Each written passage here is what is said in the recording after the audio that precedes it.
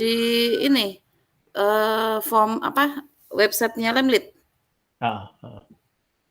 Oh ya. Iya. Tadi saya sudah konfirmasi ke Mas Galih, katanya nunggu sekalian jika ada revisi dari reviewer hari ini, Pak. Reviewer maksudnya dari saya? Atau Iya. dari siapa? Dari Ya habis presentasi. ya kalau saya nggak bisa lihat dokumennya gimana Oh saya mau gitu. mengomentari. Oke, langsung saya upload, Pak. Heeh heeh, Bentar. ya. Sebentar. Oke. Berarti ini upload-nya ke laporan lagi atau di ini, Pak? Anda kirim ke saya juga nggak apa-apa lah, nggak usah lewat yang Oh gitu. formal-formal itu. Yang penting saya bisa lihat dokumennya, jadi saya bisa komentar. Kalau saya nggak lihat Oh dokumennya kan iya. saya nggak bisa komentar. Ke WA-nya Pak Arif aja ya, Kemudian, Pak ya? iya. Kemudian Mbak Acimah ini yang masuk ke saya bukti submit ya.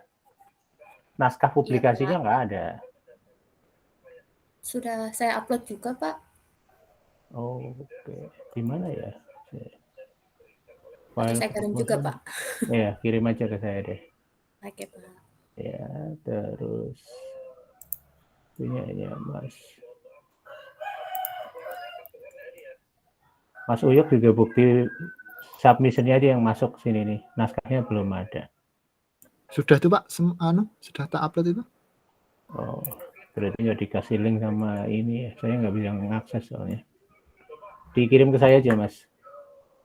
Baik, Pak. Masukin ke WhatsApp saya aja, biar saya bisa komentari publikasinya.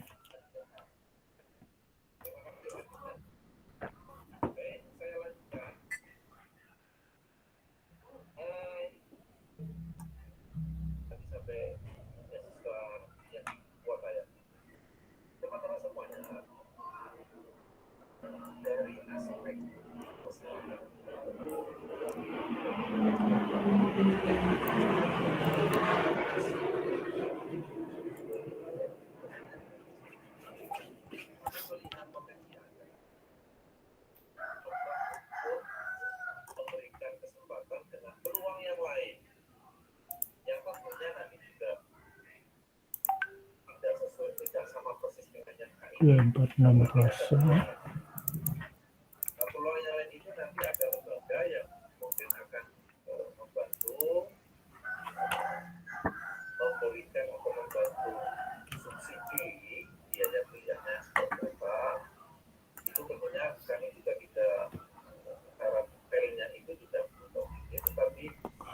Oke, kita mulai dari siapa dulu? Mas Yok dulu atau Mbak Ahsimah dulu yang dokumennya udah lengkap itu?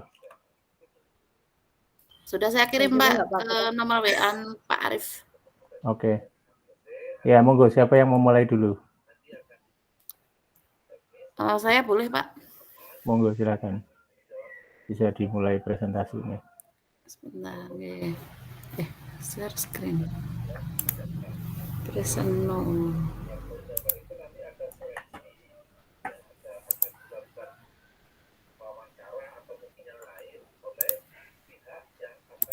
Sebentar, Pak. Oke,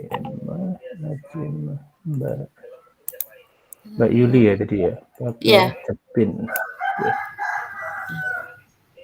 Mohon maaf Pak, untuk kamera menggunakan Google Meet saya nggak muncul gambarnya, jadi tidak pakai on cam ya Pak. Yang penting presentasinya, kalau wajahnya udah hafal aku.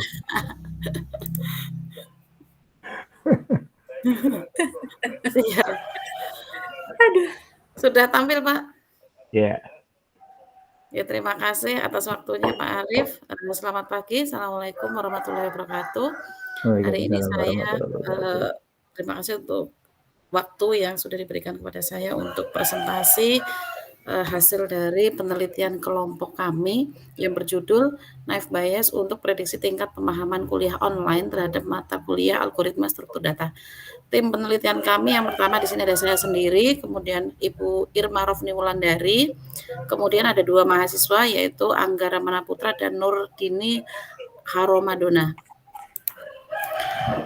Latar belakang dari penelitian ini masih terkait dengan dampak dari COVID-19 atau karena kuliah itu tidak bisa dilaksanakan secara langsung atau offline, untuk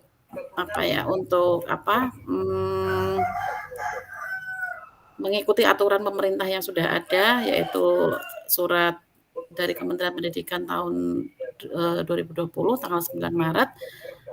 Kemudian kuliah itu tidak terasa sudah 2 semester ini dilakukan, 2,5 semester kurang lebih ya, dilakukan secara online. Dan ini saya dan tim kami ingin mengetahui sebenarnya maksimal nggak sih untuk kuliah online ini. Nah, ini kami ambil untuk mata kuliah algoritma struktur data, yang mana ini mata kuliah yang kemarin sudah saya ampu dan sudah keluar hasilnya atau keluar nilainya. Dan ini nanti saya bandingkan kira-kira hasil perkuliahan yang dulu sebelum pandemi atau secara offline itu apakah berpengaruh atau akan berbeda hasilnya dengan perkuliahan secara online. Nah, ini untuk beberapa variabel yang digunakan, yaitu ada nilai tugas, nilai praktikum, nilai UTS, nilai UAS, dan jumlah presensi kehadiran atau keaktifan mahasiswa, berapa kali dia masuk kuliah. Kemudian di sini kami menggunakan metode naive Bayes. Nah, untuk permasalahannya atau masalah yang paling mendasar yang ingin kami angkat di sini adalah bagaimana sih cara memprediksi bahwa perkuliahan online khususnya di mata kuliah algoritma struktur data itu berhasil atau tidak. Kemudian algoritma yang digunakan yaitu menggunakan metode naive Bayes dan akurasinya menggunakan confusion matrix. Untuk tahapan penelitiannya di sini yang pertama ada identifikasi masalah, kemudian ada pengumpulan data. Nah, pengumpulan datanya karena di sini untuk mengetahui berhasil atau tidaknya, maka kami juga membutuhkan hasil prediksi dari perkuliahan yang offline juga. Nah, untuk yang offline itu kami ambil dari tahun angkatan 2019 karena tahun mahasiswa yang angkatan 2019 itu mata kuliah algoritma struktur data itu masih dilakukan secara offline. Kemudian data selanjutnya adalah angkatan 2020 yang pada saat kuliah algoritma struktur data itu dilakukan secara online. Kemudian pengolahan datanya di sini ada preparasi data, kemudian cleaning, kemudian ada klasifikasi dan pembagian data untuk menentukan data training dan data metadata. Kemudian di sini ada implementasi untuk pemodelannya, kemudian hasil dari implementasi tersebut dicek atau akurasinya dari penggunaan metode naive Bayes itu seberapa persen, kemudian keluarlah hasil dari prediksinya. Nah, untuk pengolahan data ini kami menggunakan tool bantuan, menggunakan RapidMiner dengan model seperti berikut. Di sini ada data trainingnya, jadi data untuk pemodelannya baik yang tahun 2019 maupun yang angkatan tahun 2020 pemodelannya sama, yaitu data trainingnya di sini ini sudah hasil dari cleansing dan cleaning dan pelabelan. Kemudian dari data ini nanti di split data di sini saya menggunakan 80-20, 80 untuk data training, kemudian yang 20%-nya adalah digunakan untuk data testing. Kemudian di sini kita menggunakan metode naive Bayes, kemudian di-apply modelnya dari naive Bayes tersebut, kemudian dicek untuk performanya. Nah, ini untuk hasilnya, ini hasil yang data dari nilai perkuliahan algoritma struktur data yang offline.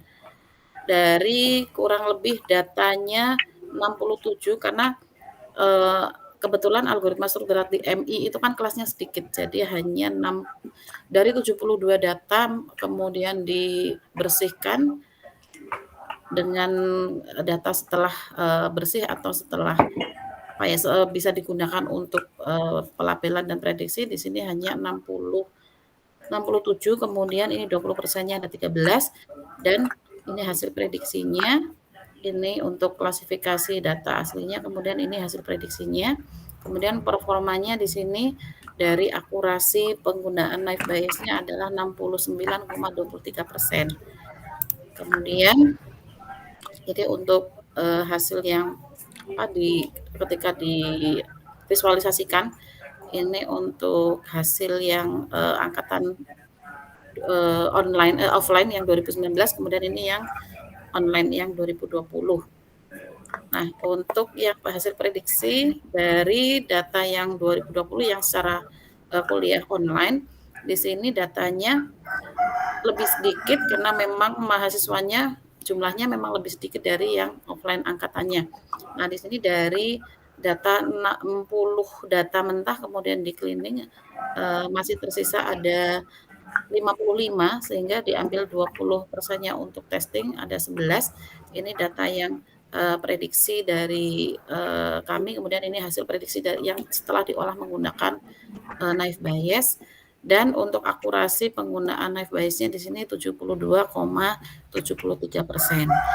Nah, di sini disimpulkan bahwa prediksi dari nilai keberhasilan yang kami lakukan pada saat kuliah offline itu menghasilkan 46,15% dengan akurasi 69,23%. Kemudian pada saat kuliah online di sini menghasilkan 54,54% dengan 72,73% akurasinya.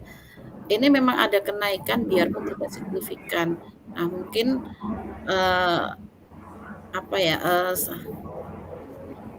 untuk mengetahui lebih apakah memang berhasil atau benar-benar ini naik keberhasilannya itu memang benar-benar naik atau tidak, mungkin perlu adanya prediksi lagi menggunakan metode-metode yang lain. Nah, ini ada kenaikan sedikit ketika saya menggunakan knife bias. Kemudian untuk datanya ini yang data 2019. Ini data mentahnya ada 72 data.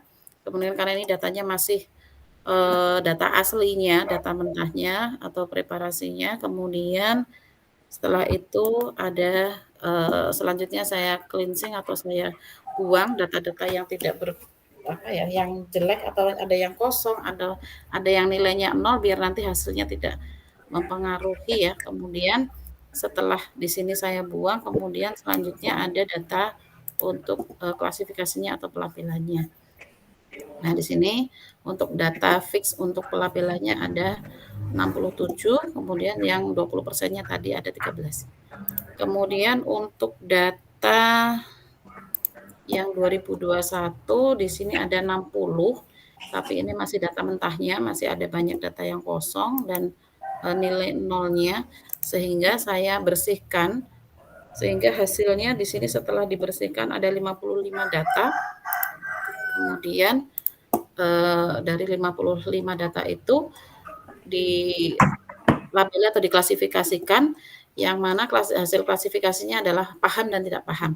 Nah, paham dan tidak pahamnya di sini berdasarkan 4 variabel tadi, yaitu jika nilai UTS-nya itu di atas sama dengan 70, kemudian UAS-nya di atas sama dengan 50, di atas sama dengan 65 untuk tugas teori dan praktikumnya di atas sama dengan 70. Dan kehadiran di sini lebih besar dari 20 karena di sini 4 SKS. Nah, di sini ada perbedaan di data klasifikasi yang di data 2019.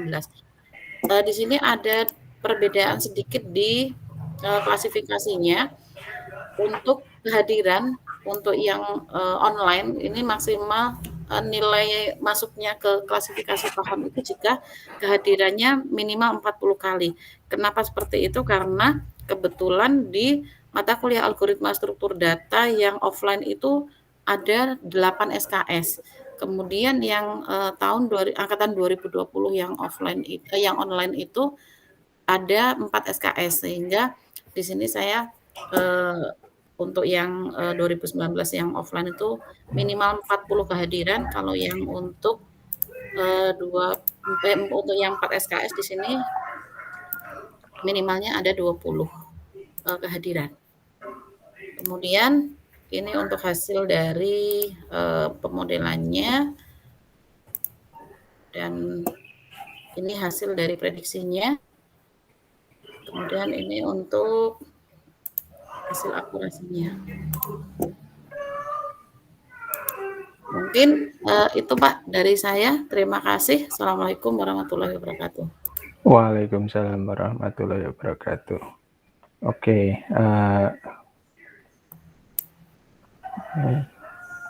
Anda mau memprediksi apa, Mbak? Tingkat keberhasilan, kepahaman sebenarnya, tingkat kepahaman mahasiswa kuliah mata kuliah algoritma struktur data itu berapa persen sih yang paham gitu? Oke. Cara menyelesaikan masalahnya dengan? Gimana Pak? Cara menyelesaikan masalahnya dengan apa tadi? Naive Bayes. Naive Bayes. Naive Bayes mampu mengetahui tingkat pemahaman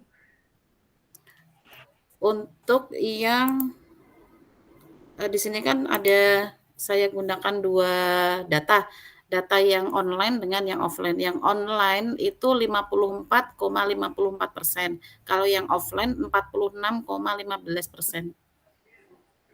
Itu berarti Anda punya 2 data ya? Iya. Punya 2 data. Data pertama adalah data nilai ya, data nilai ya? Iya. Data nilai dari mata kuliah perkuliahan offline. Perkuliahan offline, ya. Perkuliahan offline, mata kuliah tertentu. Mata kuliahnya sama. Mata kuliahnya sama. Pesertanya sama enggak? Pesertanya beda Pak, karena beda angkatan. Beda. Oke, ya.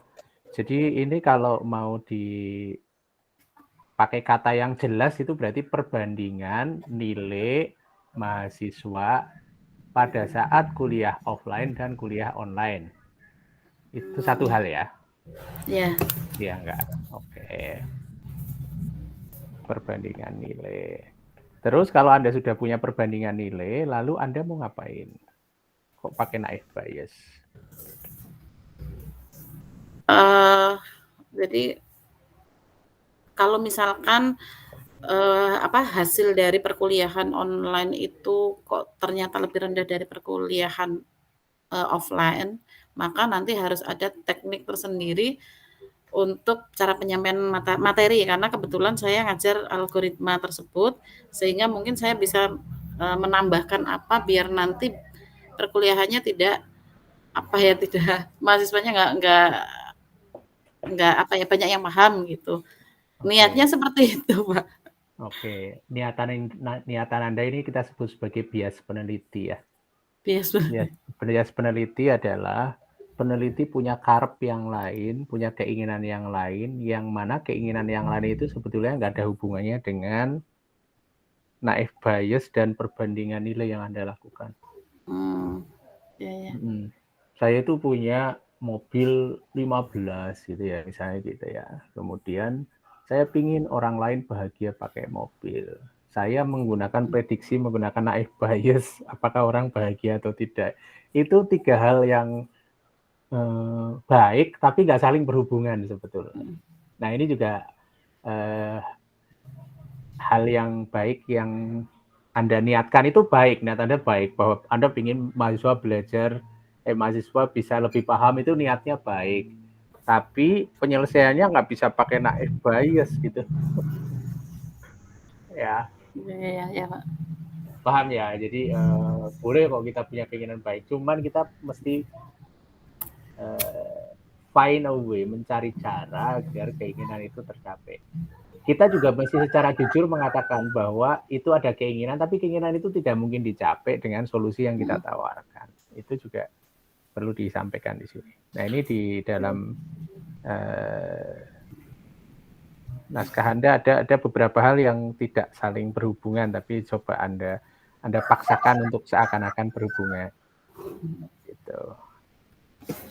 Misalnya gini, pencegahan coronavirus disease dan sebagainya 1 tahun pandemi sehingga orang lebih banyak belajar online. Ya memang itu kenyataan, tapi itu nggak bisa diselesaikan pakai naif bias gitu. Sayangnya gitu. Iya. Ya, oke. Jadi setup sebuah permasalahan itu penting ya. Jadi kita mesti men-setting permasalahan yang mau kita selesaikan apa.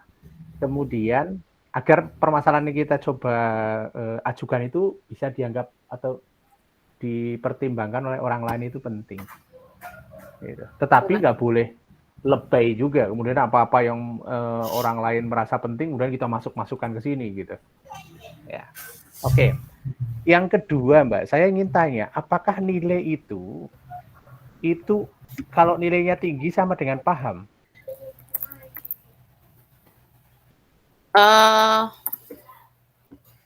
Karena kami berpikiran seperti itu, Pak, karena standar untuk kelulusan itu kan juga dengan nilai, untuk grade ABC kan juga dengan nilai, gitu, Pak.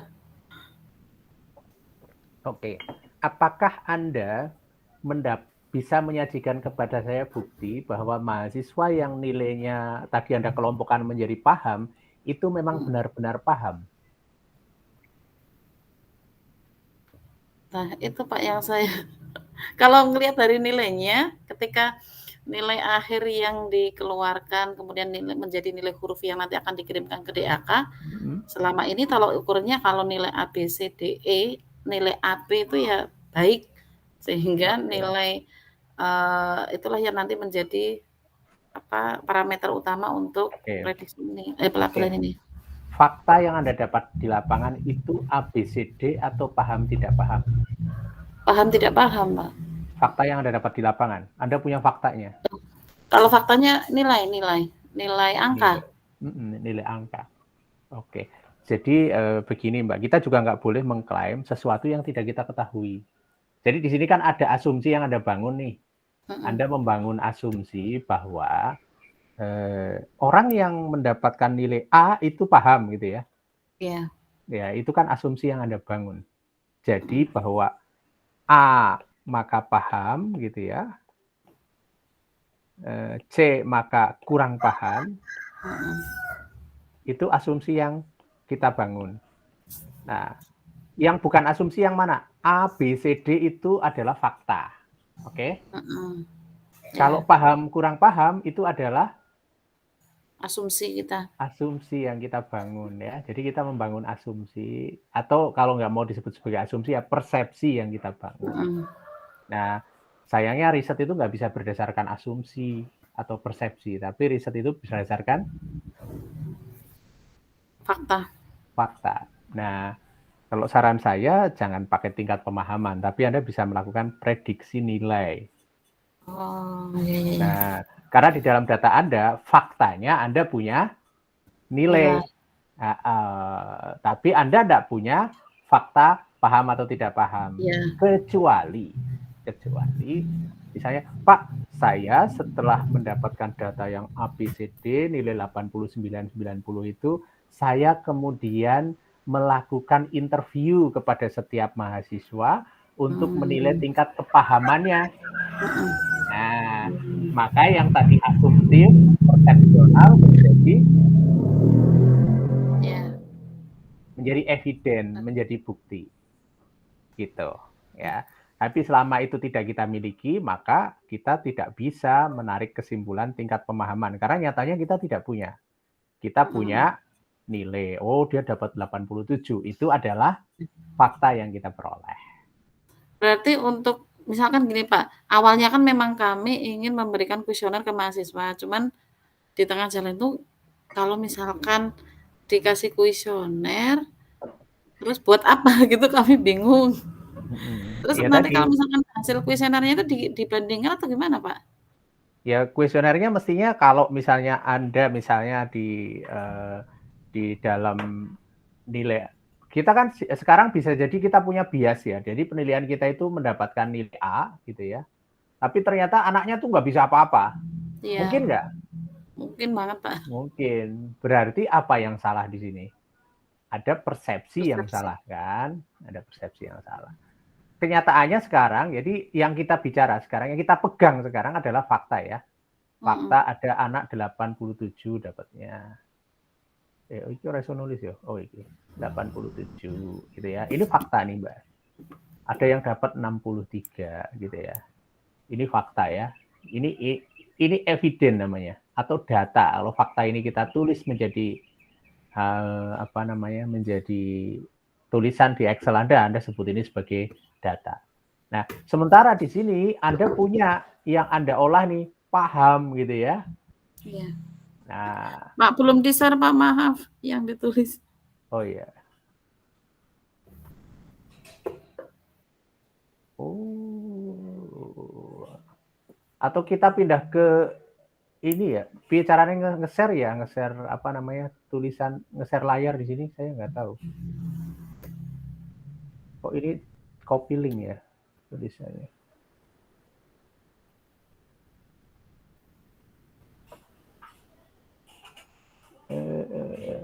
Saya start whiteboard. Gimana ya? Saya juga nggak pernah pakai Google Meet, taunya cuma Present No aja Pak. Oh yuk tahu nggak yuk? Itu Pak, share-nya Pak. Request akses soalnya kalau diklik linknya Pak.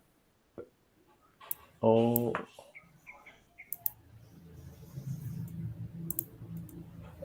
Itu Jamboardnya request akses Pak, jadi dikasih akses dulu Pak. Mbak Yuli tinggal klik aja request send, mungkin bisa nanti biar dikonfirmasi. Buat anyone with link aja ya, copy link gitu ya. Oh iya, ini minta request. Itu udah anyone with link? Sudah Pak. Sudah ya. Oke, jadi Anda misalnya di sini punya nilai ya, punya nilai. Nilainya 87 gitu ya. Nilainya 63 gitu ya. Kelihatan nggak? Udah kelihatan belum Pak, saya masih minta akses. Di refresh Mbak, sudah bisa ini? Udah bisa Bu, yang bawah itu loh Bu. 30 gitu ya. Oke. Ini di sini ini adalah fakta ya Bapak Ibu ya. Jadi 87 63 itu adalah fakta. Sejelek apapun itu, seburuk apapun kualitas ujian kita, ini adalah fakta. Perkara nanti ternyata 87 dia nyontoh, itu soal yang lain, tapi faktanya dia dapat 87. Nah, di sisi yang lain Anda punya paham ya, sama enggak paham. Ini enggak paham, misalnya ya. Nah, selama ini adalah Anda sendiri yang mengisi sebagai peneliti, maka ini belum kita bisa sebut sebagai fakta. Tapi ini adalah hasil olah kita kan? Apa benar anak yang misalnya ini namanya Uyo, yang ini namanya Yuli, yang ini namanya Arif misalnya, apa benar yang Uyo ini benar-benar paham? Anda punya fakta nggak? Belum tentu. Ya, belum tentu. Jadi ini kalau penelitian Anda hanya sampai nilai, ya kita nggak bisa mengatakan prediksi tingkat pemahaman. Nah, itu persoalannya ya, itu persoalannya. Sehingga kalau ini yang Anda lakukan, prediksi tingkat pemahaman, maka mestinya ada pengukuran pemahamannya dulu. Gitu. Nah, oke. Nah, jadi pemahaman di sini adalah output dari sebuah proses ya, sebuah proses. Jadi kalau Anda punya X sama punya Y, maka kita punya Y. Aku tak connect pakai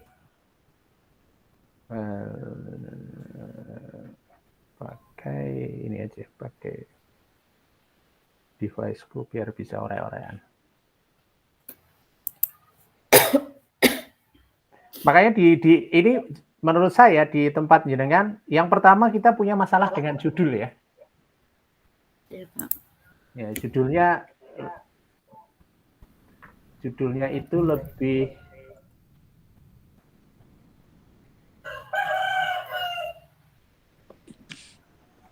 cek suaraku ya masuk Pak.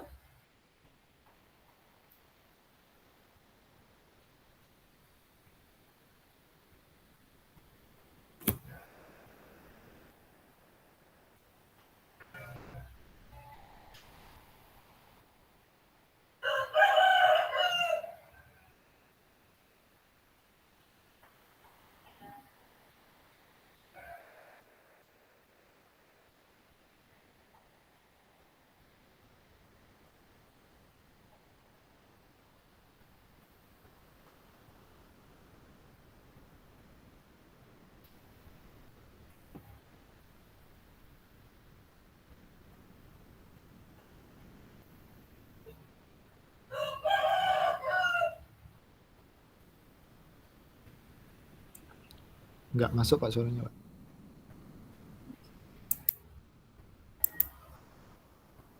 Oke, whiteboardku masih kelihatan? Masih Pak. Double voice, Pak. Oh, ya.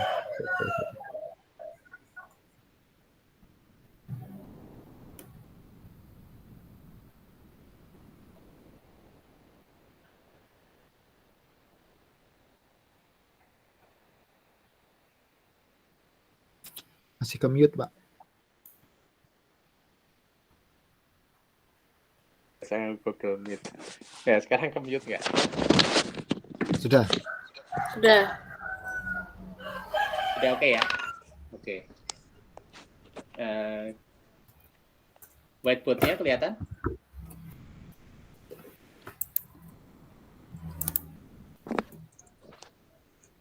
Whiteboard-nya kelihatan nggak? Kelihatan Pak. Oke. Nah, jadi di sini ada transformasi sebetulnya ya, transformasi dari